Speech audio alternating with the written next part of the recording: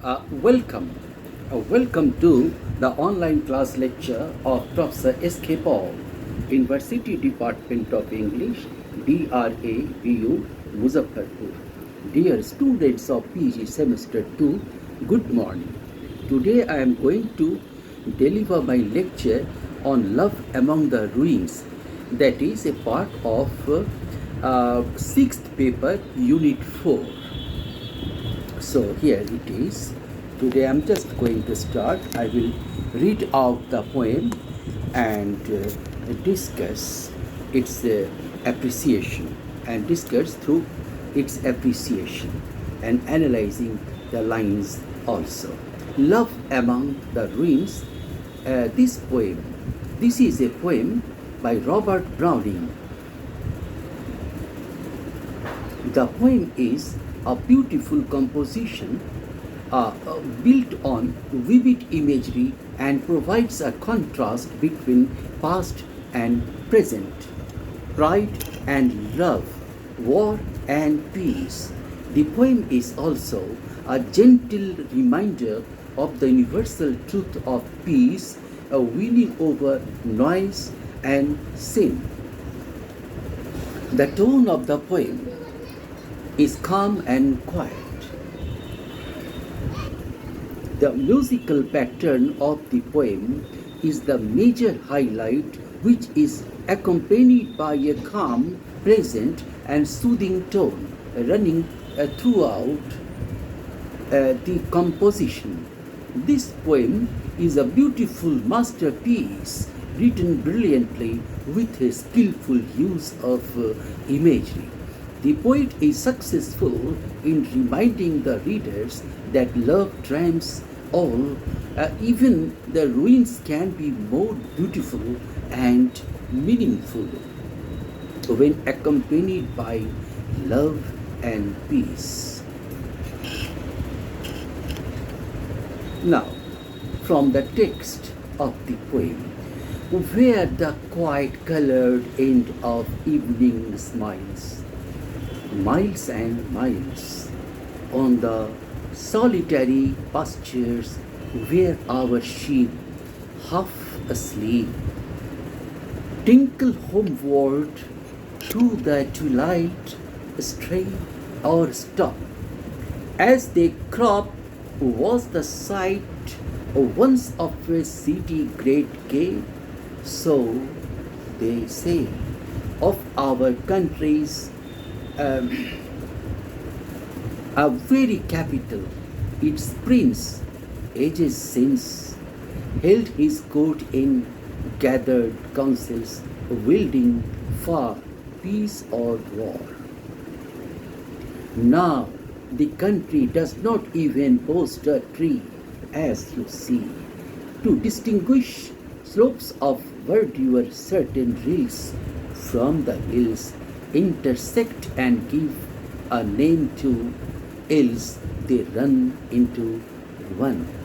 Up the fires, over the 100-gated circuit of a wall, bounding all, made of marble, men might march on, nor be the pressed 12 abreast.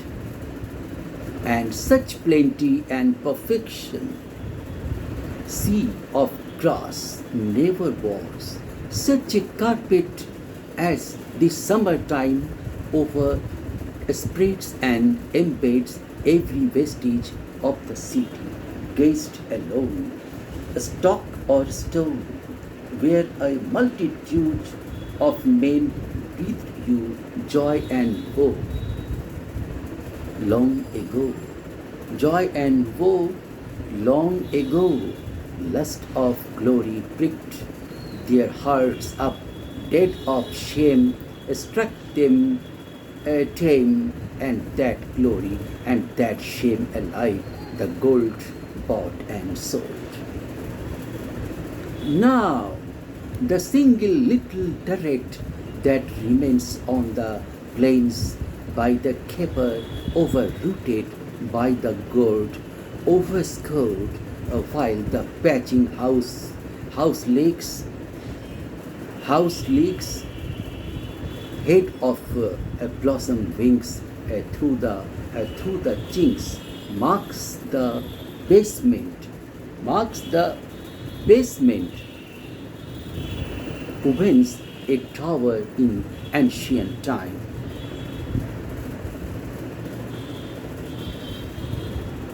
A tower in ancient time, a sprang sublime and a burning ring all around.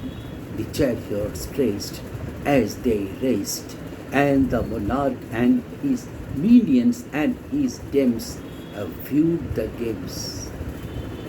And I know, while thus the quiet colored eve smiles to live to their folding all our many tinkling fleas in such peace, and the slopes and rills in undistinguished grey melt away. That a girl with eager eyes and a yellow hair waits me there in the turret whence the chariots caught soul for the goal. When the king looked where she looks now, breathless, dumb, till I come. But he looked upon the city every side, far and wide. All the mountains topped with temples, all the glades, colonnades, all the causeways, breezes, aqueducts, and then all the men. When I do come, she will speak out. When I do come, she will speak not. She will stand either hand on my shoulder, give her eyes the first embrace of my face. Ere we rush, ere we distinguish sight and speech, each on each.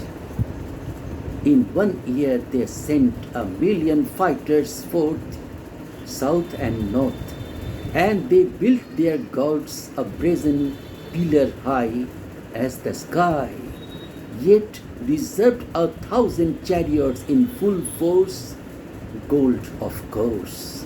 O heart, how bold that freezes blood and burns earth's returns.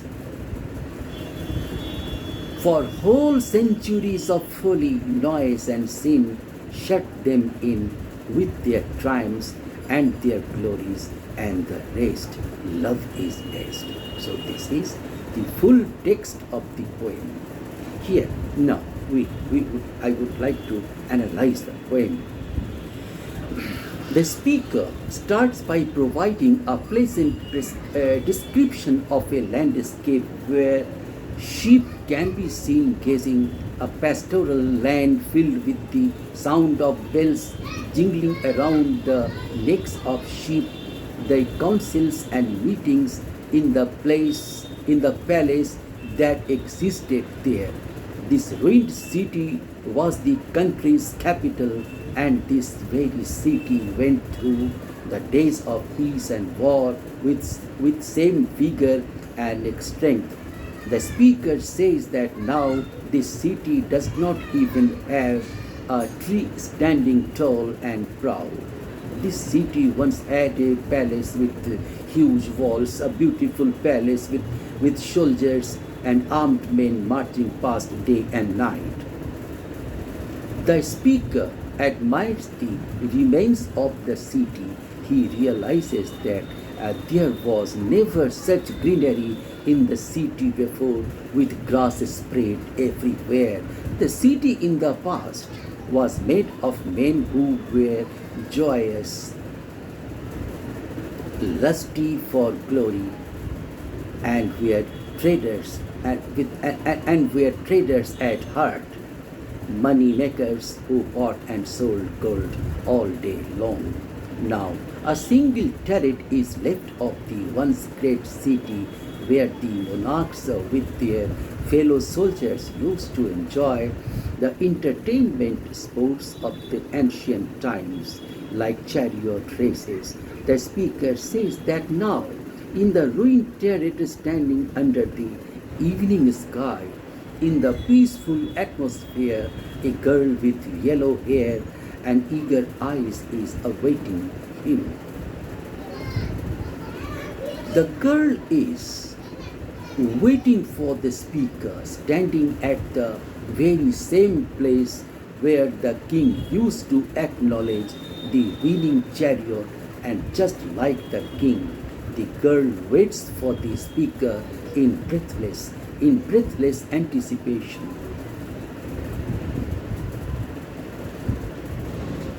But the king used to look at millions of men.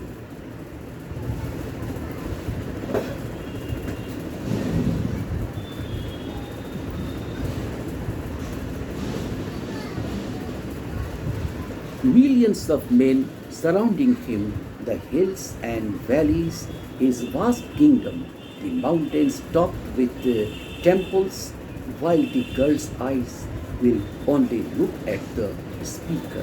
When the speaker arrives, the girl will quietly look at him, embracing his shoulders with her eyes and his face. In the quiet evening, they both will embrace just each other. The speaker then tells about the war the city went through. Millions of men with their golden chariots were sent to the battle. They constructed mile-high pillars for their guards. The men were filled with pride. The city, with the pride,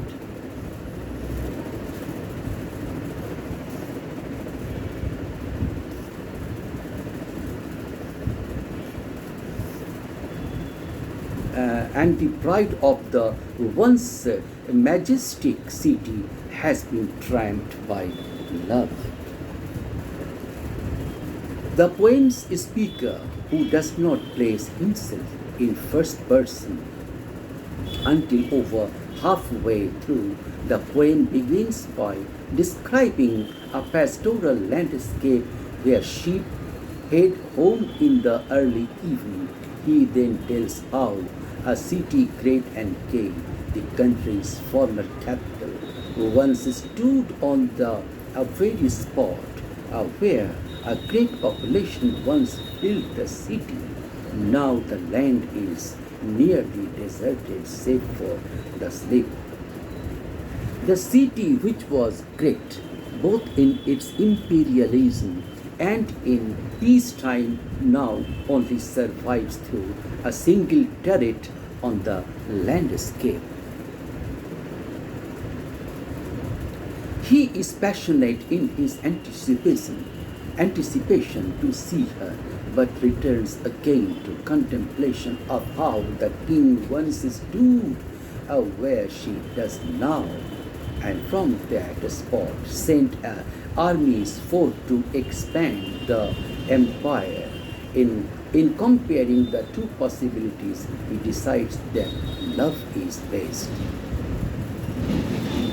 Now, let me analyze this poem again from other angle. In this poem, published in 1855, in Men and Women is a collection of Robert Browning's poems. This poem belongs to it. Women, a simple Men and Women, a simple message is complicated by both a fascinating rhyme scheme and a dramatic irony that emerges from the speaker's fascination with the fallen empire. The initial message is best understood in terms of the city versus the pastoral, and by extension, complication versus simplicity. The city, which is described in vibrant terms with lots of exclamation, lots of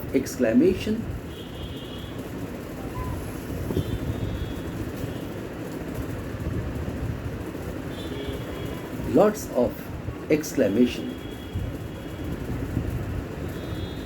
points and descriptions of movement, was a place of great import. From its vantage, it ran an empire and amassed much gold, a word the poet mentions several times, and yet save a mention, save a mention of the king who is not given a personality, and the poet does not speak of any individuals in the empire, but rather speaks of it in generalities of how the population as a whole moved. This approach stands in stark contrast with the pastoral landscape described at the beginning, in which the language is more traditionally beautiful and the sense of solace and peace is quite apparent. So the poet proposes an inherent question which we knew because he ends his poem with an answer which is better. The pastoral is personalized through one individual, his beloved, who waits for him patiently and is characterized as one who will speak not again in contrast to energy with which he characterizes the city that once stood on the landscape. With his quiet love, the speaker contemplates whether he would rather honor the excitable empire that once was, which thrived on the higher stakes of empire building and war, or the low stakes simplicity of his love.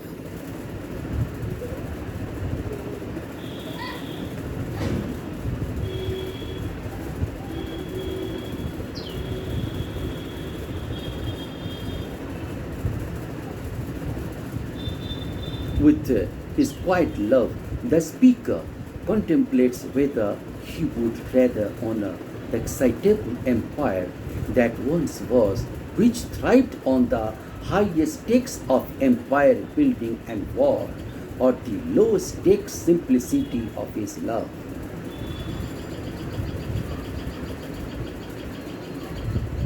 Which is fulfilled with one simple greeting.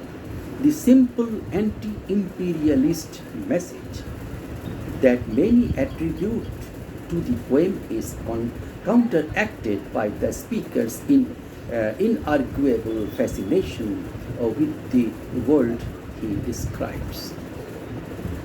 Significantly, more of the poem is dedicated to painting the life of the city than to describing his beloved, a technique that works against the usual expectation of a poem ostensibly meant to glorify the woman and the relationship. The amount of energy expended on these descriptions reveals to us through dramatic irony that the speaker has a fascination with the complications of human life. The dramatic irony does not lead us to doubt his final declaration, but rather to view it as a conscious choice. The decision that love is best is not an inevitability in the poem, but rather something of which the speaker must remind himself by acknowledging how much more easily the love of life, energy, and complication comes to the speaker.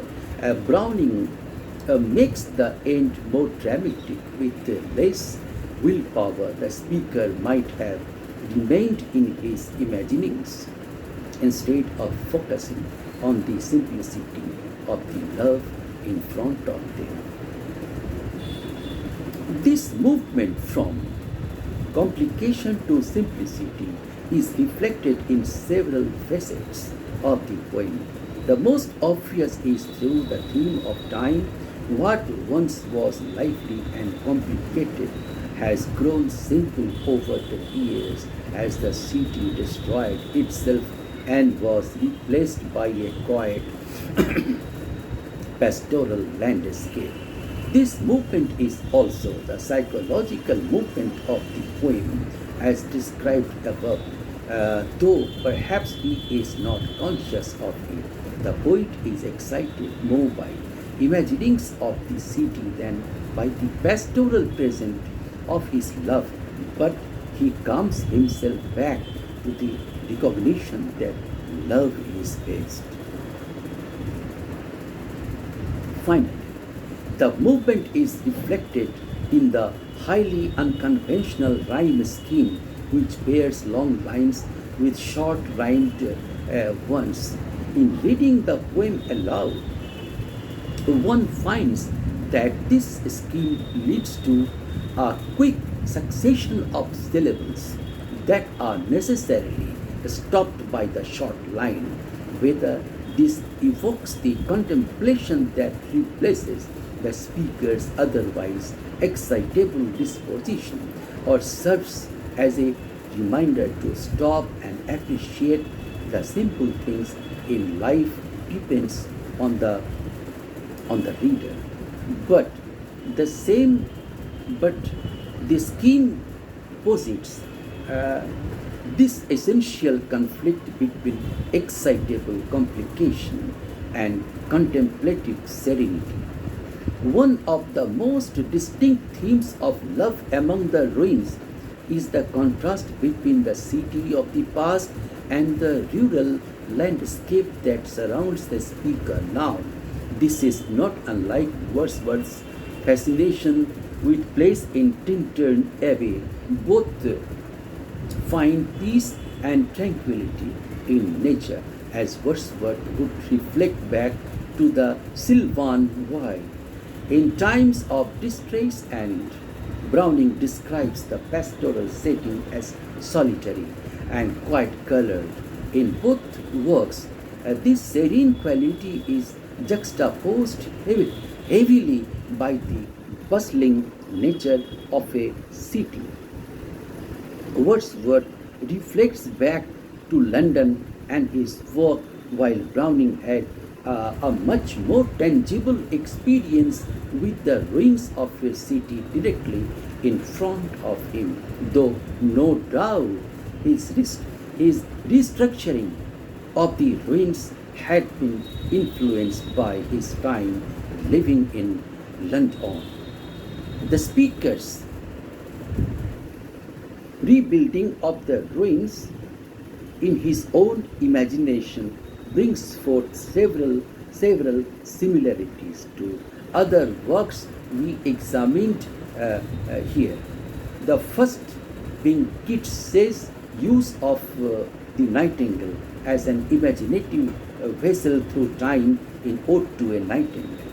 Keats reflects on the bird's song and how it has stayed the same over centuries and generations.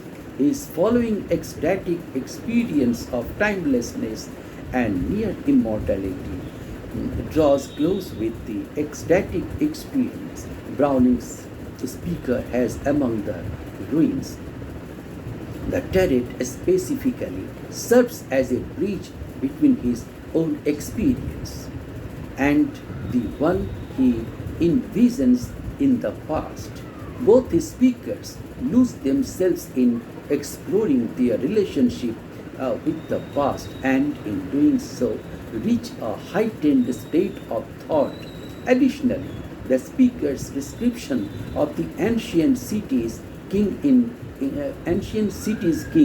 in Love Among the Ruins seems reminiscent of Ulysses' internal sentiment in Tennyson's Ulysses.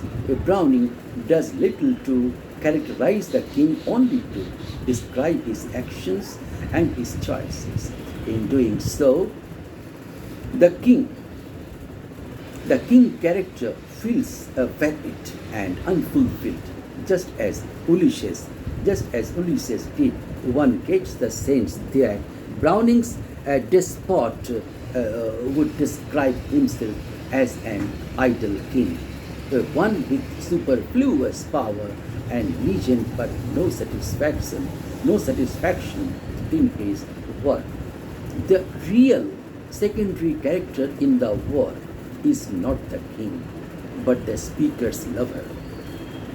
She, like Dickinson's gun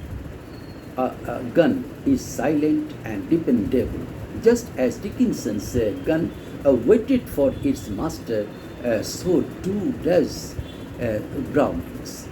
Browning's lover wait patiently for the speaker.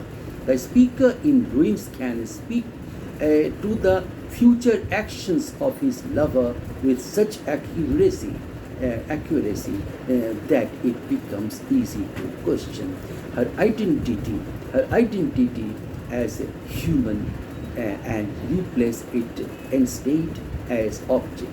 They are not mutual lovers. The speaker is the hunter and his lover is the gun. Wordsworth's a silent apostrophe in Dorothy, the speaker, beloved, is more of a poetic tool than a natural benefactor used to contrast power of kingdom with love, just as Dorothy was used to contrast Wordsworth's young self with his older one. In the end, after ruminating on the victories and failures that would have taken place in this ancient empire, he decides to forego his daydream into the world of power and rejoin reality and his love. The decision seems odd, as the majority of the poem is spent fascinating over the ruins of the city and with little mention of his lover. Browning means to imply the amount of thought the speaker has put into his choice and the idea that the love he pursues is done so consciously. The conscious move to choose love is indicative of Lizzie's actions in Rossetti's A Goblin Market, where she makes the physical and mental sacrifices to face the goblins with the intent to save their sister. All Lizzie's actions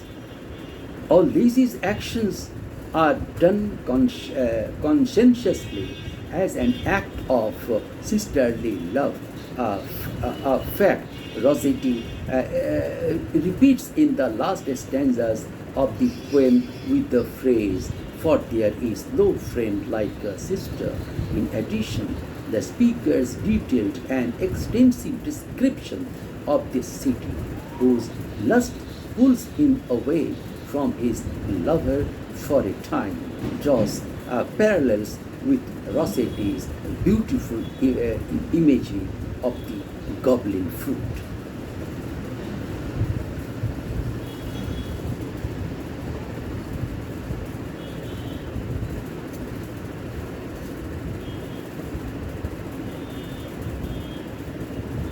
The final line of the poem, his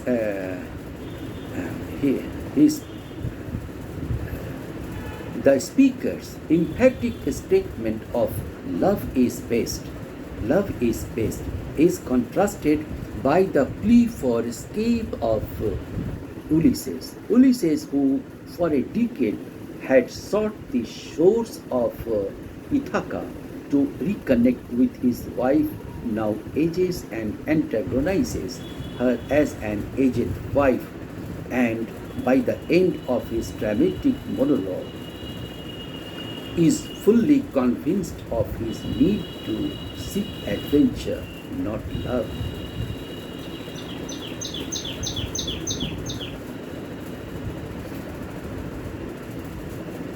Overall, the connections between Browning's Love Among the Ruins and each of the 5 poems seems deep and substantial.